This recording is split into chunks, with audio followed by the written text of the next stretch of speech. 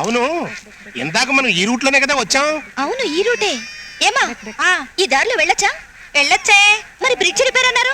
భలే ఓళ్ళే, అసలు ఈ దారిలో బ్రిడ్జ్ లేదమ్మా. ఆ బాతు బచ్చగాళ్ళు మనకు బురుడి వేశారమ్మా. ఏమా, ఇంతకు ముందు బాతులు ఇద్దరు మగాళ్ళు మేపుతున్నారే, వాళ్ళేరి?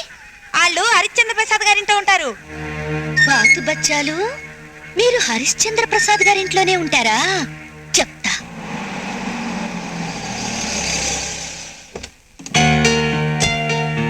రండి.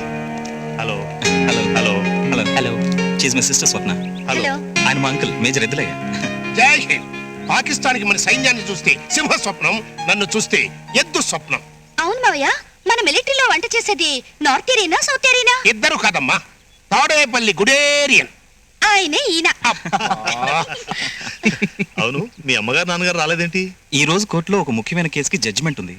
సాయంత్రం ట్రైన్కి బయలుదేరి వస్తామన్నారు. మీరేంటి ఇంత లేట్గా వచ్చారు? దారిలో ఇద్దరు బాతు బచ్చగాళ్ళు మాకు హాత్ ఇచ్చారు. రాంగ్ రూట్ చెప్పి 20 కిలోమీటర్లు తిప్పించారు. ఎవరై ఉంటారబ్బా? నోకరాజు, మన సొన్నం బకెట్లకి కన్నం పడేలాగుంది. ఐసి మూసేయి.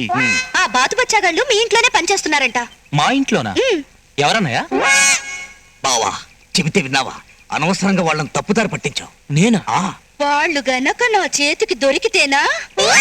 మీరు చెప్పినట్టు వాళ్ళు మా ఇంట్లో పనిచేసే వాళ్ళు అయితే వెంటనే పనిలోంచి తీసేస్తా. బావా, మన రిజర్వాయర్ రీసౌండ్ ఇచ్చేలా ఉంది. పద. బాను, ఎలారా? రమ్మంటుంటే వినిపిస్తలా? ఇప్పుడు మనకి బకెట్లే హెల్మెట్లు.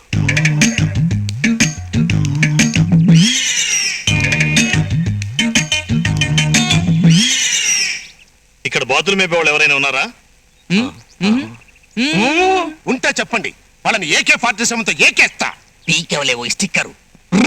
నేను చెప్పాను కదండి, ఇక్కడెవరో అలాంటి పని చేసే వాళ్ళు ఉండరు. బహుశా తోటలో పనిచేసే వాళ్ళు అయి ఉండొచ్చు. నేను కనుక్కుంటానులేండి. మీరు వెళ్ళి రెస్ట్ తీసుకోండి, సాయంత్రం వచ్చి కలుస్తాం. బాను, అంకుల్, వీళ్ళు చాలా ముఖ్యమైన బంధువులు. ఏం కావాలో దగ్గరుండి చూసుకో. మర్యాదలకు ఏ లోటు రాకూడదు.